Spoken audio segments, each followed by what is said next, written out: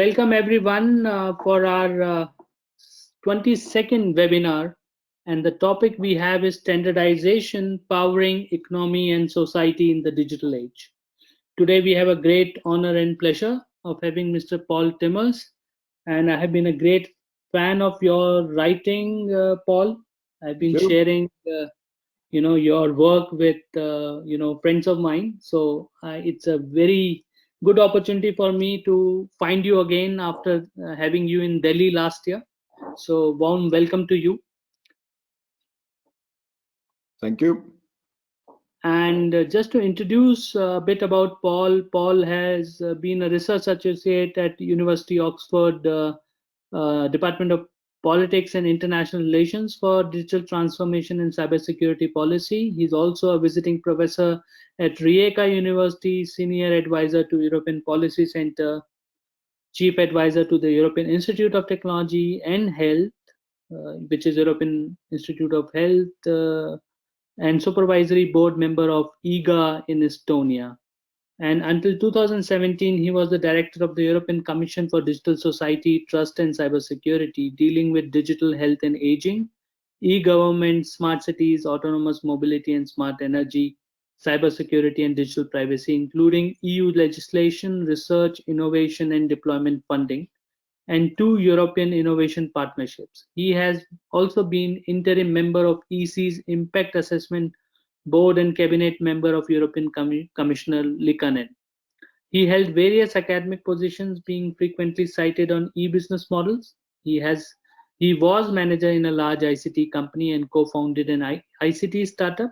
He holds a PhD in physics from Nijmegen University, the Netherlands, and an MBA from Warwick University, UK. Was awarded an EU fellowship at UNC Chapel Hill, USA, and completed executive cybersecurity education at Harvard. So I think it's very impressive, Paul, to do all of this in one lifetime, to be an entrepreneur, to be a policymaker, to be a writer. And I'm, I must admit, I'm so amazed with the clarity of your thought. When I look at your writing, especially about, technical topics that the world, kind of finds very complex. And I can understand now, reading your bio, that you have a long journey, and being in various important positions, I think you get insights, and at the same time you're able to make it understandable for a wider community. And our motivation today to invite you was to exactly make this kind of a secret reveal to a wider audience about the topic of standardization.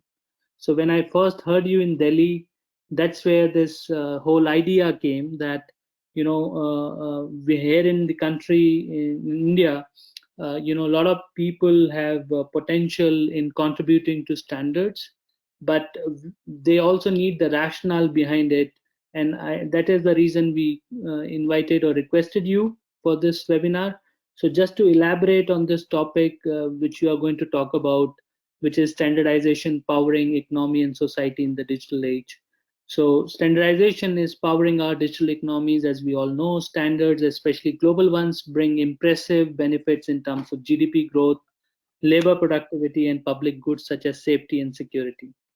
At the same time, standardization gets ever more pulled into the new geopolitical battleground, where we see increased tension between global powers and rising uncertainty due to digital disruption and global threats such as cyber attack, health scares, and climate change. I think you wrote a paper exactly on this topic, that there will be no 6G, right? Yeah. The challenge is to evolve towards smart standardization that takes this new reality into account, yet continues to deliver the potential benefits for all of the global standards. So I invite you with that, Paul, to start your presentation, but also want to make a housekeeping announcement to our attendees, that I also warmly welcome them, and I request all of them to use the opportunity to ask good questions to Paul. And I would be really impressed if we get a question that Paul cannot answer. So a very difficult question is very welcome. And you can use the questions panel. So we will have the format where we'll Paul speak for the first part of the webinar, and then Paul, I will be assigning you the questions using again this questions panel, and you can answer them. Or if you want me to read out the questions, that is also possible. So over to you, Paul. Welcome again. Thank you very much, Sachin. I hope that I can be heard well, and I have my webcam on, but I will switch it off in a minute so that you can see my presentation. I'm really honored, Sachin, that you continued our contact and that you invited me to speak here. And it's also quite special that we can do it in this way. I mean, always we, in our ways of working, are used to work at a distance, but in these times it's even more sensible, and I think also a good example that global collaboration can continue in times of crisis, in times of a corona virus going around. For people listening in, I'm at this moment in Belgium, near Brussels. Belgium, small country, but is in a lockdown since about 2 weeks, and it's quite a serious situation. I can only recommend that people really follow here the instructions that are given to stay at a distance and to follow lockdown instructions and those kind of things, because we can see how important and how ravaging this epidemic is. But let's go to the topic of today about standardization. As said, we had a very fruitful exchange a while ago, and I've been in contact with you for quite a while now about things that are really kind of putting our society upside down. And this, even in this topic of standardization that some people consider as a bit boring perhaps, or perhaps only technical, I hope I can show you that it is a topic where the world is changing a lot. So let me switch off my webcam, and hoping that you then can see my presentation. Yeah, so, Paul, we love your face, so we can even have the camera, but we can see the full presentation now. Oh, okay. Can I keep the camera on if you prefer that I do that? Yeah. Okay. Then I'll keep the camera. These are virtual times, but we still want to see humans. Good. Very good. Okay, I keep that on. I'll just move it a little bit to the side for myself. So I will talk about standardization, powering economy and society in the digital age. And what this is about is that standardization turns out to be a real power in this time of digital development, especially now. In fact, digital is global, and for that we do need standards. We need to be able to interconnect in many ways. It's even more than in any other area. Standardization is kind of like obviously needed. So let me talk a little bit about the why and the how of standardization. What kind of benefits does it bring? But let me also put it in the context of how political reality is changing, geopolitical reality is changing, and what this does to standardization. And then finish with kind of an outlook of how would you then do smart standardization, so to say, in this time and age where there is lots of geopolitical change and where digital is so important. So first, a bit about the benefits of standardization. As often people are saying, standardization is addressing three domains. It's about public goods, it's about markets, it's about infrastructure. And the infrastructure is not only, let's say, the physical ones like the telecommunications networks, but it's also your economic infrastructure of, for example, innovation. That you can organize a hackathon as a piece of infrastructure, you might say. And it's the societal infrastructure, the support systems. Today we see it very much with the health system, for example. And the parties that play a role in this, kind of putting it, of course, a bit simplistic, but for this purpose here, are governments, industry, research, consumers, and public administrations and companies. They are often at the infrastructure level, both the providers of this infrastructure. So a big part of critical infrastructure like telecommunications, water, electricity is actually run by the private sector in many countries. And what are then the benefits? Well, at the level of the public goods, we are talking about safeguarding and promoting values. And this could be from clean air to protection of your personal data to public safety, for which we need standards.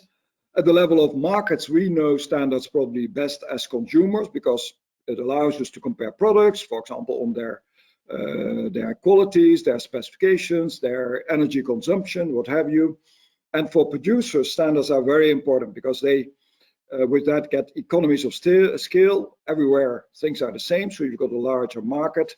Thereby, it also reduces costs, but it's also an incentive to improve quality, exactly because of that comparison and because standards can specify a level of quality, a level of security also, for example, like in cybersecurity. It reduces also uncertainty, which is always good for business. And at the level of infrastructure, we're using these more technical words like interoperability, interconnection. You can put things together. It's like the plug and play type of idea. But actually, it's also the common and shared knowledge that we all understand what we are talking about is a piece of standardization. Now, if you look at what standardization then actually brings as benefits, it's quite impressive, in fact. There are longer running studies that show in these countries mentioned here, Germany, France, UK, Canada, and Australia, where you have on average kind of GDP growth rate, let's say between 2.5 and 3.5%, that from 0.2 to 0.9% of that is the contribution of standards. So that's in the order of some 25% of GDP growth comes actually from standards. So that's a clear message how important standards are for GDP, but there are also then other findings. So as I say already, GDP, you see a 7 to 27% share of GDP growth, so really not negligible to do standardization. Labor productivity also being very important. There's a recent study, 2018 in the Nordic countries, which shows that nearly 40% of all labor productivity growth is actually coming from standards in their case. And labor productivity growth is one of the factors that go into your GDP growth. And individual companies can benefit from it. You have to look around various sectors, but let's take here an example that in the field of technology, wireless sensors. This is a company that says that 33% of their turnover is actually coming thanks to standards. The Fraunhofer Institute, a research and innovation institute in Germany, at the time invented the MP3 standard. You remember that probably for the players. And that created tens of thousands of jobs and a lot of tax income for the state. And there are good examples in infrastructure. For example, GSM, the predecessor of what we have now as 4G and what we're going to get as 5G. GSM captured the world in 10 years' time and is being used in 95% of all nations. And that was actually a policy initiative, an industrial policy initiative, you might say, which is a global industrial success, the basis for further work in mobile standards. So lots of benefits, but let's be realistic. There are also downsides to standardization. It costs effort to comply with standards, and that's what people sometimes are complaining about because they see the burden, the bureaucratic burden. And it may also lock in a specific approach because you have to make a choice which standard by which you exclude other possibilities.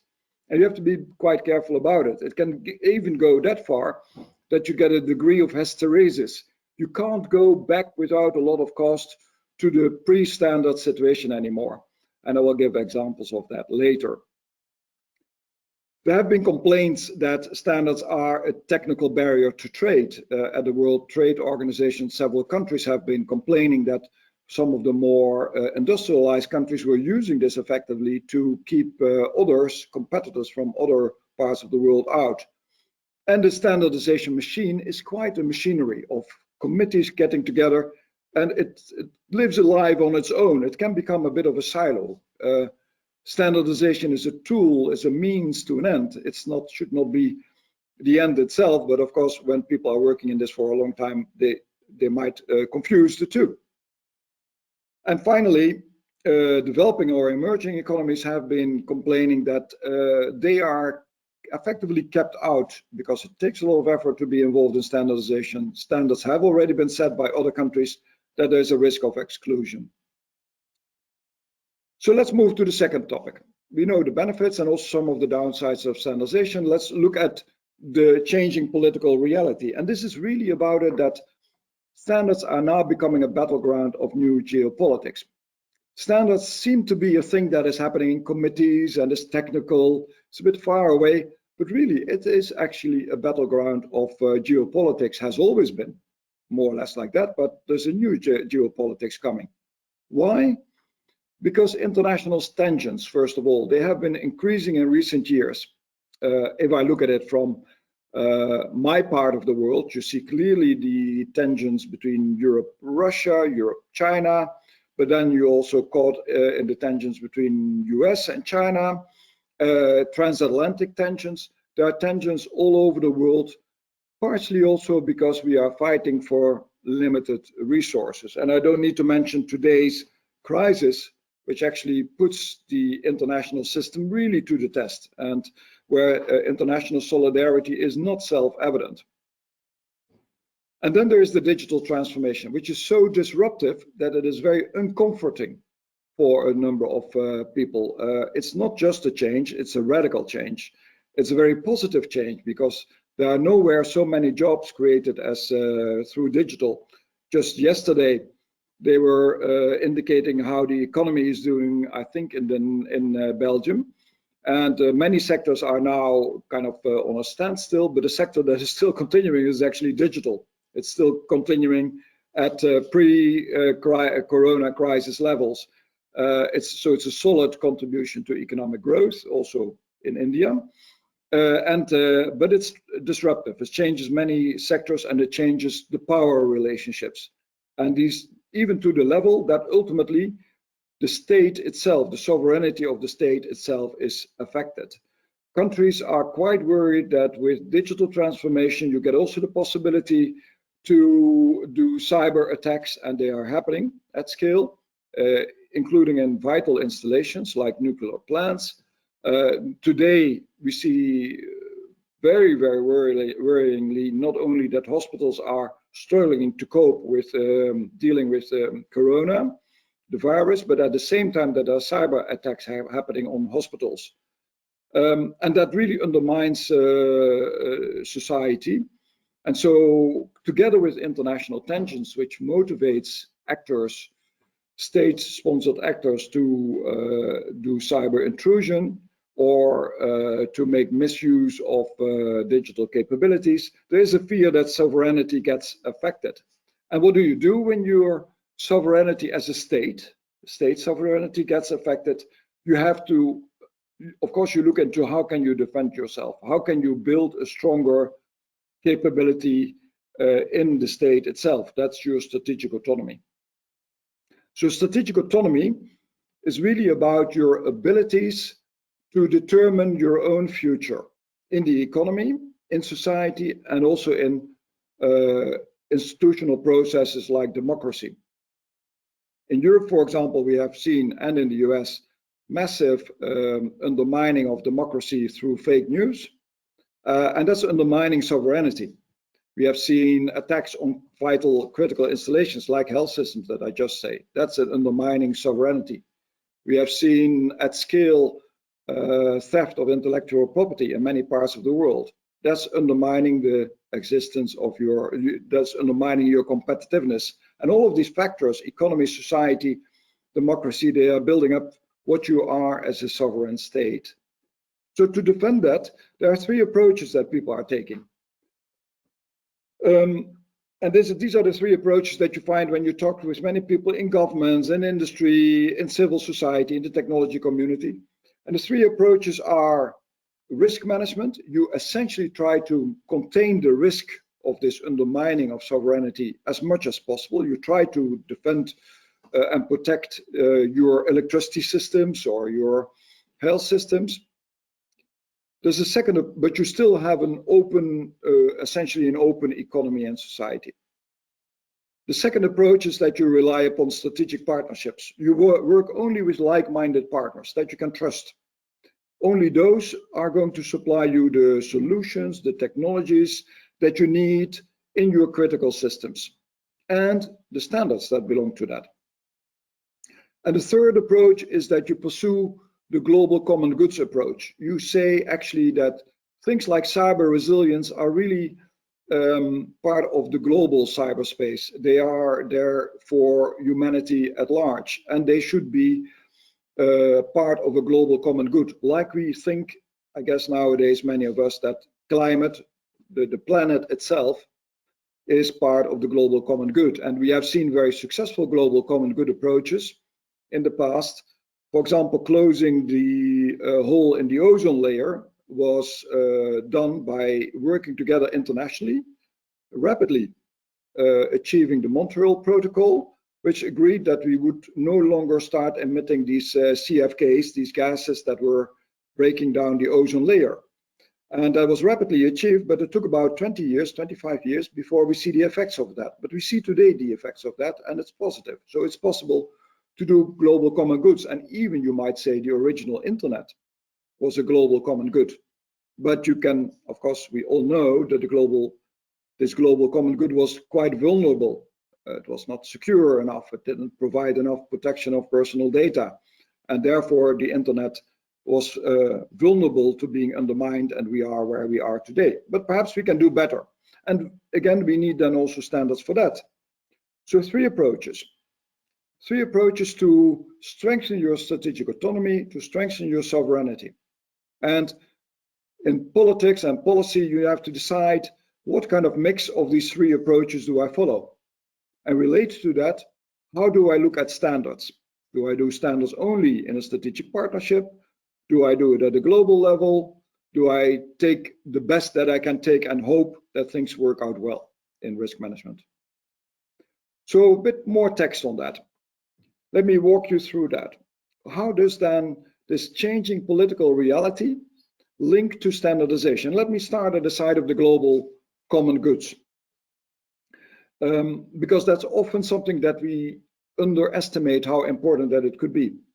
The good thing about that is if you declare certain parts of, let's say, the digital infrastructures as being a global common good, let's say the very core of the internet, where we find out what are the internet addresses that belong to domain names, so the domain name system. Suppose that that is something that is of benefit for everybody, and let's make sure that we can defend that and that it continues running. If that breaks down, all of the internet stops. So it is a global interest. If we do that together, then the advantage is that countries don't need to focus themselves on defending that global common good. There's someone else who will do that. Of course, they take part in that, but it's a shared effort. And so they can focus on those matters where strategic autonomy matters most. And it's interesting, I should say that here, I should have said that the word strategic autonomy then goes back more to the core of what is it about, your defense, your military, your core public institutions. You want to defend those, that to concentrate your efforts on those. And the word strategic autonomy, interestingly, in the past has been used actually only by two countries. One was France, who saw it more in the military defense sphere, but clearly I'm talking here about a much broader perspective on strategic autonomy, economy, society, and democracy. And the other country is actually, interestingly, is India, who has been using strategic autonomy a lot, and really in the sense, as I understand it, you of course know more about that, but in the sense that it was about the independence from Beijing, from Washington, from Moscow. It is that independence in decision making, which is part of the core of strategic autonomy as we look at it today. So if you pursue a global common good approach, it allows the state to focus on really the core parts of strategic autonomy, where it matters most, and do the rest in a global effort. And there are approaches for that we know well, like open source is an inspectable approach that can be shared, or distributed security approaches like distributed ledger, blockchain based. And those approaches, they really need standardization. You couldn't do that actually if you don't do it in a global standardized way. You want to have open platforms for that, open industry 4.0 platforms. You want to have things like open source sharing. You want to have freely available algorithms for a distributed ledger. And there are other approaches that you can think of that can really work well here and needs global standardization. We could even imagine that something like 5G could have been like that. But I will say a few words about that because 5G to some extent failed to become a global common good. But it's a difficult approach to sell because internationally countries don't easily trust each other. And they think that if you do this approach, it's vulnerable to state capture. So here you need diplomatic leadership. The second approach would be managing the risks. And there's a lot of common ground for international standardization. How do you report risks? How do you report quality? Have common approaches to risk management that is suitable for insurance also. And in this, you can promote your national industries also. And the big benefit comes back here of reducing cost. The third approach, strategic partnerships, in that standardization really has to be inside the group of like-minded countries. And you could do that if you want to develop a regional version of Internet of Things or 5G or artificial intelligence or privacy. But you will be missing out on the global benefits. But you might want to do that. You might have to do it. Within the partnership, you then need to have mutual recognition of standards, of regulatory frameworks to know that everybody is on the same page. So these are the three approaches.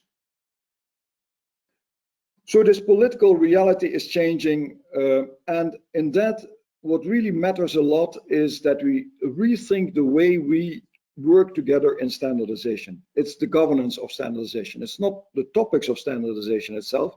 Is the way we work together. And you can see it because the way we work together, if I go back to the previous picture, in a strategic partnership, you work together only in a limited club. When you work together on global common goods, you have to do this very difficult effort to build a global governance that has enough trust. And when you do a risk management approach, you work together with many partners that in some way or another need to be qualified and need to show regularly, for example, through certification, that they deserve the trust so that the risk doesn't become too large. So governance matters a lot. And that means also it's no longer only technology that plays a role here. And at the time, in around 2000, there was a Harvard professor, Lessig, who wrote a book which is kind of called Code is Law. He said kind of the technology is determining our legal frameworks. That's what you saw in the internet. But today we see much more that the way we want to govern things, law is code. It's much more that we have to agree what is the kind of security that we want. What is the kind of safeguards that we want that our sovereignty doesn't get undermined? And then we want to get the technology that fits with that. And you can see in the case of 5G that it hasn't been done like that. In 5G, code was still running ahead. Technology was running ahead, and then we ended up with a situation where government said, but this does not deliver the security that I want to have. It does not deliver the safeguards for sovereignty that I want to have. The French President Macron said recently in The Economist, we handed over sovereignty to telecoms companies, and clearly saying that should not happen. So from code is law to law is code. And values and sovereignty have been moving much more center stage. What is it that we want in society? And we don't want that our country gets undermined, which also implies increased government control and laws. And I only need to refer to today's situation where in an emergency you see it happening live, and many people are now worried, is this going to be the situation forever? Read Yuval Harari last week in the Financial Times, where he's talking about the risk that this extra surveillance that we now get actually to protect our society. We are almost live seeing this protection of sovereignty, and we all fall back upon our countries, whether this surveillance that comes with that for good reasons is going to be there permanently. And so in building new governments, we can actually also learn from the past.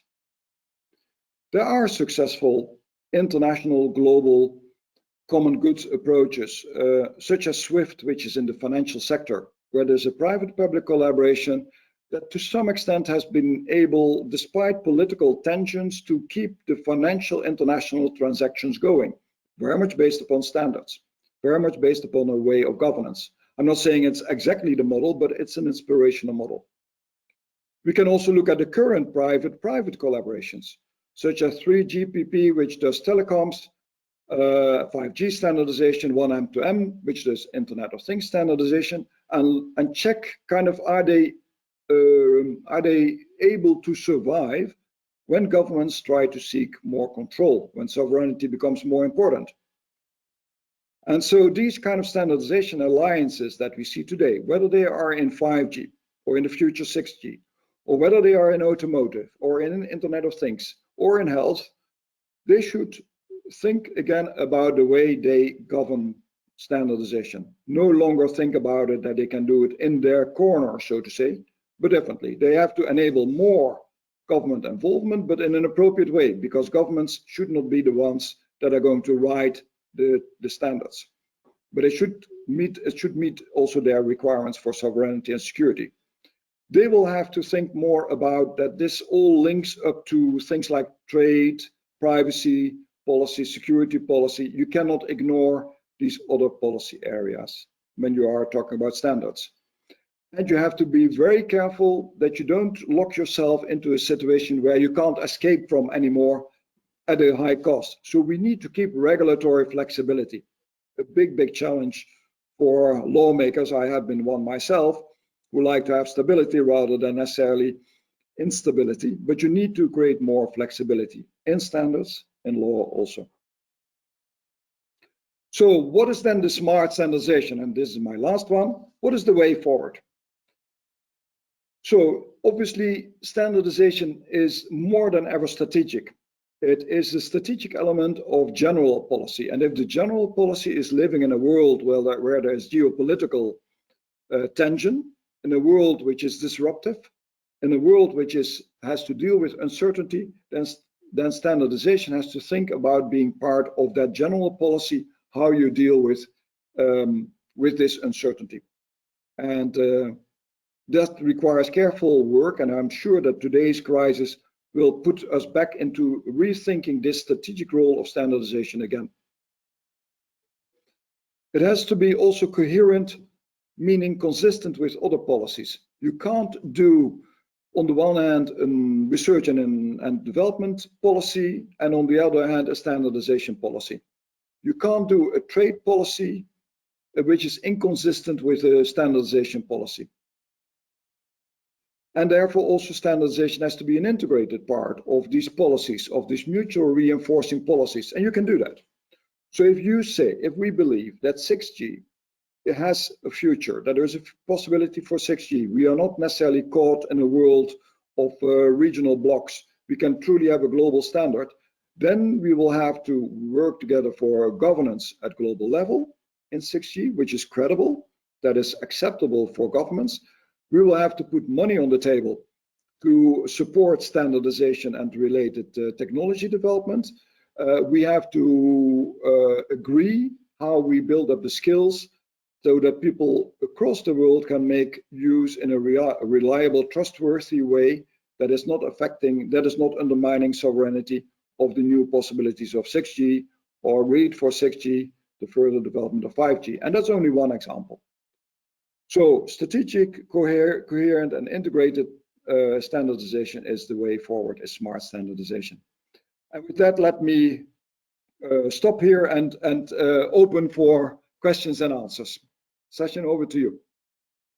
Yeah, thank you very much. While you were speaking, I was already making my notes, and you mentioned about the financial impact of standardization, which was the upside. Mm-hmm. And then you also mentioned the downside of standardization. So let me just first pick up that point you mentioned, especially from the Fraunhofer. You mentioned MP3. I happened to meet the Professor Bredenberg here in Delhi, who was the inventor of MP3. And I wonder, when such a solid rationale is there for doing standardization, why a lot of developing countries are not there yet. So when you go and talk to a policymaker, what do you tell them? Yeah, we recently had an interesting meeting on global cyber resilience. And this is happening under an international collaboration that brings quite a number of countries together. And what I was struck with is perhaps two things. If you start talking about what you actually want to achieve, so not the standards itself, but what is actually the purpose, then that narrative, you have to be there right in the beginning and have an approach that is open to let everybody voice what they think about that, and not jump immediately to this is what we think as industrialized developed countries what we want to have, and that's it. You just have to follow it. You need to take time for that dialogue and to listen carefully in that. The second point I was struck with is there is a degree of historic contingency that we have to take into account, that even if standards seem to make a lot of sense, this set of standards, they are part of a process that was historically determined, a process in which very often developing countries were not at the table, in which there are sentiments that still play a role today, like having been colonized, the injustice that is carried over from the past into today. And that's also, I think, part of this process of mutual sensitivity and trust building, that all of that is taken seriously. So jumping very quickly ahead, which is of course part of the name of the game that companies try to do, and try to set the standard according to their to what they already were doing, we have to be careful about that. We have to take care in the beginning, as it is often the case in processes, to sit, talk, listen, and take some time for that. Then I think we will get also a better and more inclusive process. So in the field of cybersecurity, for example, we are a little bit hampered by that there are de facto regulatory standardized ways of working. I'm talking about cybercrime, that are not accepted by everybody because that process was not inclusive. And kind of personally, I can understand that there are these sensitivities and that you need to take time for that. There's perhaps a third element, and it's a very good question that you have. I think it's also a serious resources aspect. I mean, it's not cheap, standardization. So I would be I would think that it makes sense to consider for certain forms of standardization also to put aside sufficient funding by the richer partners to allow for the involvement of others. In the end, it will pay back, in a sense that it's a joint development of necessary skills and capabilities. Yeah, so I think that's where I was trying to head next, was because you mentioned few points in which I think a lot of people in this webinar are already echoing with, and you already have touched upon, how do you feel included, and you feel sometimes excluded when you are joining new, and the discourse is already going on for 20 years or 10 years on a topic. So while there is one point of view from the developing world, which is how do you feel included, but there is what I am, getting a message from your point of view, that it's also about the other side, to make the other side included, or feel included. So I think it's a topic for both sides, but clearly in some cases we see that there is a bit of tension, and that is what is echoing with a lot of people here. So maybe if you want to open up further there. And second thing is that you mentioned about resources, but I think apart from resources, we also see that if you look at, let's say, organization like Etsy, so you see people coming for 20 years, and contributing on the same topic, right? So there is a sense of continuity in those roles. But when you often talk to newer players, you find that there's a fair amount of churn happening. So if you change the person every 6 months, right, how can you continue and be very visible on that topic. And that is the kind of a practical issue we face. And I don't know, if I were to put it, how do you develop the culture to get the standardization right? One part, of course, is money, but I think you also hinted on the soft skills, which is the training. So, do you have any experience that you want to share there? Yeah. So again, a very good question. I would say that first of all, this tension around inclusion, of course, also happens because there are powerful players that are moving fast, and this tension around inclusion also happens. For example, about the possibilities for smaller companies to be part of standardization in a field where there's often the larger companies that are trying to, and that are de facto determining the game. And again, I think if you look a little bit at the distance to standardization, you have to be quite careful about that, because the solutions that are put forward may indeed lock us into a certain paradigm, a certain technological architecture that may be less desirable. And as I said before, a technological architecture also determines the legal architecture. There's the interplay between the two. So this is not kind of innocent. In other words, there can be small innovators that allow us to find solutions in technological areas like 5G, like privacy protection, that are, for example, far less centralized than the normal kind of platform models that we see. And they may make a lot of sense, but they need to also get room to be on board. So there, I think building the awareness, the understanding, that also links to the second point, the understanding that technology actually is not neutral. If you build technology, you build society. And it's the other way around. The way you want to have your society will determine also the technology. So you should leave room for debating that and saying, is there another technological paradigm, another technological architecture that we might also go for? And is that perhaps coming from some of the innovators or some of the ones that are having a more nimble technological ecosystem but have very good and smart ideas? And so it's that's where I think we can leave much more room for inclusion, and with that leave more room for innovation. And that is linking to this cultural aspect. So I think the skills side of people that are in standardization should also require this sensitivity that standardization is not an island in itself on its own, that it is linked to other very significant developments in policy, politics, in society, and in economy. And that may make it also more interesting to get other people involved. So political scientists, I'm a lot involved in cyber diplomacy debates, and they kind of, for some of the cyber diplomats, they have an exciting job because they can essentially talk about really the big things of peace and war in cyberspace. But when you get close to technology, there's already a hesitation. When you would get closer to standardization, they would feel that's not their domain.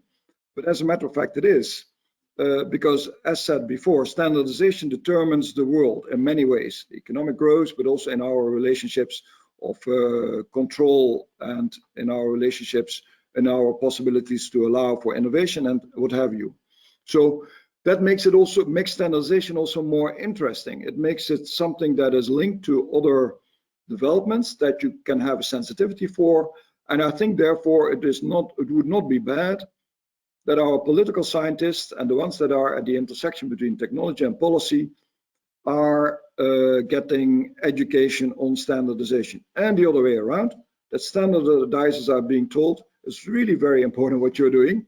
This is determining the way we will have our social and economic relationships, and therefore engage in a debate with those that are thinking about those type of relationships. Obviously, that requires skills.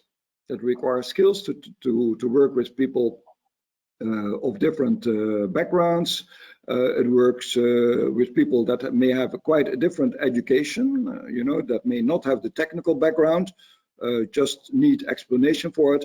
But then somehow I also think, if you're working on something as important as technology, and you're not willing to explain it, or you're not willing to take the effort to explain it in a more understandable language, there's something wrong.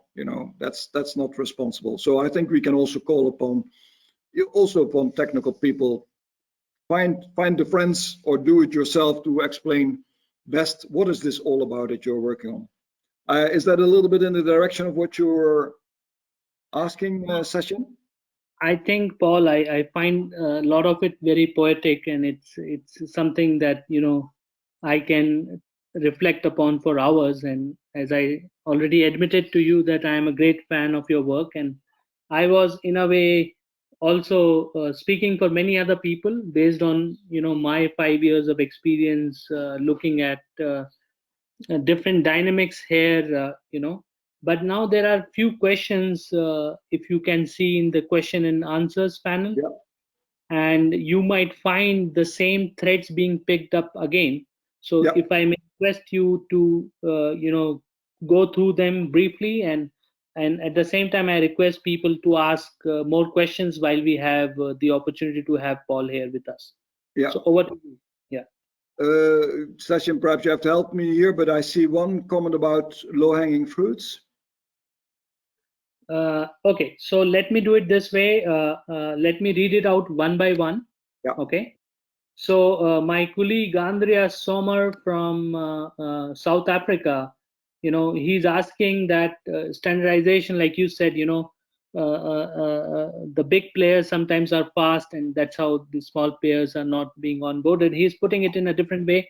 He's saying that there are businesses with who are big players, big interest, but they're not considering social interests. So he's giving an example of India, and he's asking about 5G, specifically where there's a topic of low latency. There's this low mobility, large coverage topic, which is right now a big debate going on. So he's asking, how can global standardization consider more the needs of the poor and unconnected? yeah. Shall I first take that question? Yeah. Yeah, so that's really a super question, and I think again it's in this governance, in this interplay between governments that have to defend the public interest and the private sector that is going ahead. And the private sectors would be all too happy not to have the governments too close to them, and it's quite understandable. And they are right to some extent, but not to a total extent that they can keep governments away. So if we are at the initial requirements phase of what we want to achieve with standards, we should also put this issue, for example, of reaching those that are poor, that have lower access possibilities, reaching them as one of the requirements that have to go into standardization, and that will determine technology. It's not just, the answer is not just like, it's the same technology and that will ultimately scale up and therefore everybody will get it. No, it might also be a new technological design, and you see it gradually happening in some of the communications areas of communications, like, for example, the mesh networks or the very low power Internet of Things approaches. These are different kind of approaches that are possibly more suitable to reach remote areas, to run at very low cost, to be more easily maintained. And making these kind of requirements explicit early on is not only important, it should actually happen. And I realize we should not be naive. Of course, businesses is there for their own private interest, and that's in many cases it's profit oriented. Let them pronounce it. This is their interest. That means that there must be a balancing interest balancing interest to the pure profit-seeking interest, which is also the public interest. And that's, I think, a fair way to go about with these various interests. I realize it's not easy to do this because it requires quite some governance, but it's, I think, an essential part of what we learn today. You cannot just leave it in the hands of business. Yeah, so now a follow-up question from Andreas, where he's bringing his practical experience about open source, and he's saying a lot of organizations start with it, but then it becomes too difficult to maintain and manage, Yep. that somehow they switch back to, let's say, proprietary solutions. Yep. So he has a longer comment, but that's the kind of gist where he's saying, is open source more of an academic and research approach, or could it be also a more practical solution? Yeah. This is, I think, a quite challenging one, and I have seen myself also as a policymaker in the European Commission, where we were running quite a large research and innovation program that somehow we were kind of hoping that the open source community would do its thing, but it didn't really happen, and that makes you vulnerable. In the case of, for example, of security, cybersecurity, there's a lot of the software in our internet world is open source based, but it's not always properly maintained, and we actually don't know, if anyone is really taking a proper effort. Lots of things are happening in really a very, very good way, but not everywhere. So one thing is that I think public authorities that are running public research and innovation programs or innovation institutes can pay more attention to actively support the open source community, and also to some extent ask them to be accountable. If people put up open source, it's going to be used by many, then there has to be also a responsibility to maintain it and to give clarity about the level of maintenance of open source. The second part of the answer is, I think, a bit more subtle, and I would be interested to read further on analysis of open source approaches. There are a number of open source approaches, including in the telecom sector, including, for example, in cloud native, that where open source really seems to have quite a lot of traction based upon business interest, pure business interest. So I would like to understand a little bit more what in that case makes business to continue invest actively in open source and maintaining open source, despite the difficulties that Andreas Sommer mentions. So there, I think it's a bit of an, I think it's a further, we need to have a further debate and understanding, is open source beyond only, let's say, public support, more serious public support, are there other incentives that can keep open source as successful as it has been so far? Okay, so moving on to the next question, where Sukhbir is asking, what are the key areas for India to address risk and probable mitigation? To address? So he's asking any key areas for India to mitigate risk. Yeah, to mitigate risk. Hard for me to say. I think you probably know much better, but I can see that there is a lot of potential in distributed approaches, and we are certainly not yet at highly distributed approaches. We are certainly not yet at the end of that. In the world of Internet of Things included. Also Europe to some extent is betting on that. So in the field of cloud, Europe is now very interested in things like edge computing that are more distributed. To me, that all of that seems to make a lot of sense. I think we open up lots of opportunities for innovation to look at these kind of distributed approaches. I think we also there once again need to think carefully about how does it all come together and what is the governance that adds to that. So if you want to have a distributed system applied at scale, let's take, I can imagine that, and you see some commercial examples of distributed systems that are applied in the world of SCADA, industrial control systems, for in particular for security. And these include systems that are blockchain based. I think what we might still be missing there is sufficient assurance that these systems are kept functional to the degree that they can really be applied in larger scale critical infrastructures like electricity. So that despite the fact that we have technology there, and I don't want to contradict myself here, but I think even if you have the technology, these distributed technologies, they are not going to involve the world and everybody, but they are going to involve more limited communities. You do want to have rapid innovation in these type of environments, so you do open up, you actually expand your attack surface if you do that. So you do need to have a degree of governance, and that governance, organizing that governance means people talking to each other, having trusted research and innovation institutes that can form the core of that, following these open and inclusive approaches. You also need to spend time on that. So my impression is there we can achieve a lot.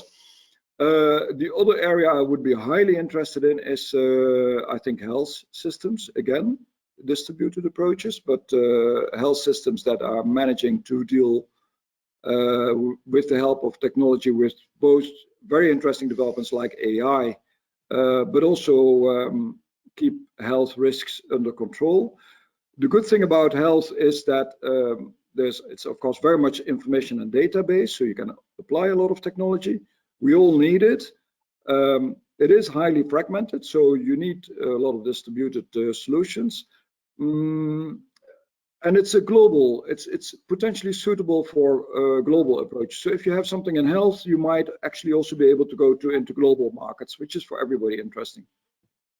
So, Paul, I think we are running out of time, but I still want to take up two very interesting questions. And there are actually a couple of questions from Manoj where he made this first comment about, not feeling included, when coming from developing countries. That's the kind of experience some companies might have. Second, he's mentioning, maybe a brief answer from you, that standardization takes long process. How can we reduce the cycle? Yeah. Second is where he's asking that it is most of the times linked to strong R&D institutes, and developing countries do not have that strong R&D, which means that by design that they cannot be good players when it comes to standardization. So how do we tackle that? So maybe a very brief answer to this one, then I go to the next question.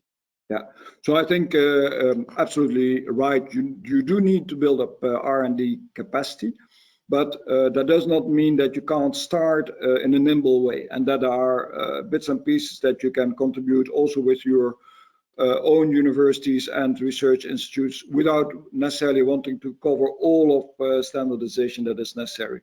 So there are definitely possibilities there, but I think an adjunct to that could also be to build up partnerships internationally, like we have quite some partnerships, EU, India, where I think we are doing joint capacity building also for R&D, and that I think is starting to work. And I think that also helps to this being better included, the feeling of being better included. We need to definitely put the problem openly on the table. Let's not accept that it is like this. Yeah, so the next one is from John Cosmas, and he's kind of linking it to the previous question, which was asked by Andreas, which was about both India and Europe in rural areas do not have good network coverage, and how can we, solve this social disparity? Yeah. And just linking the last question with from Manoj, where he's saying companies are, increasingly becoming technology or creating monopolies. So how do we tackle that? So maybe you take these two questions and we can close the webinar. Yeah. So the network coverage, definitely important challenge. Fortunately, there are some network technologies coming up that will help. We also got this massive satellite rollout. Again, be a bit careful about that in the sense of also that is not naive. Also that is technology that introduces a certain type of way of organizing society. There's no easy answer to the network coverage problem. But if we look back historically, I've been involved in this area for a long time. There is quite a lot of evolution, especially, of course, thanks to mobile communications. The monopoly issue that companies are creating, I think we are not going to get away by relying only upon market forces here. There's digital more than any other area, but all areas have the tendency to allow for the creation of monopolies. Monopolies will start exercising their influence on institutions. They will start modifying the way Laws are being made. Read the book of Julie Cohen, Between Trust and Power, very interesting book. And we know that there will be that kind of loop that monopolies will try to reinforce. Very natural, you know, it's not necessarily saying that this is all evil or so, but it's a natural process. They will try to determine the way also governmental institutions and institutions like lawmaking are running, and by that again reinforce their monopoly. So we will not get away with this leaving only to the market. We will need regulatory intervention, and we, I think, understand a little bit better that these monopolies are being created, and there is a great risk that they are going to be created in the future in other areas, whether this is artificial intelligence or quantum computing or Internet of Things. All of these areas, it will happen. So I think we need to put up the flag. We need to put out the warning signals. Again, we need to go to a better interplay between the private sector and the public sector and try to keep that honest, yet big challenge, I know, yet innovate fast. I think there is a big assumption that is wrong here, which is that standardization and lawmaking would be really slowing down innovation. I'm not convinced of that. I think it's perhaps the way it's being done now, but we didn't think enough about how do you do lawmaking that foresees innovation, that integrates innovation in the lawmaking and in the laws itself. And likewise in standardization, because we tend to create structures that are fixed forever. And so there's some fundamental thinking, is my impression, necessary amongst policy lawmakers, standardizers, and also people that are doing strategy development in companies. The world is a world that will continue to change. That's a good thing. Make use of that. It's uncertainty, but it's also a positive way of dealing with this type of uncertainty. If it was my wish, Paul, I would have loved to continue this webinar for 1 more hour, because the more you speak, more questions I have. But in the interest of time, you know, we conclude for today, but I think you open up more questions. Maybe we can do a follow-up webinar, and, you know, I would be really interested, you know, in future to know, let's say, which are those countries, you know, which are good role models when it comes to, you know, this thought process that you just explained. So it might be a very good idea to understand and, you know, follow them for you know, for more, let's say, understanding. And with that, I would like to thank you for your time today, and also thank our participants. I really enjoyed it, and it was very philosophical at many levels. And thinking is very hard, as you know, and you know, making this thinking accessible is very important. So we are grateful to you for your time and sharing your thoughts. Thank you very much, Sachin. It was also a great pleasure for me, and it's always challenging. And the best way to learn is actually to get questions and to interact in this way. I will also regularly continue to publish about that. So happy to, on the basis of that, also to interact with people who are following presentations or articles or blogs. Thank you very much for having given this opportunity, Sachin. Grateful. And I can share your slides with them. Absolutely. Yeah. Okay. Thank you, Paul. Have a good day. Goodbye then. Stay healthy. Bye. Yeah. Thank you. You too. Take care.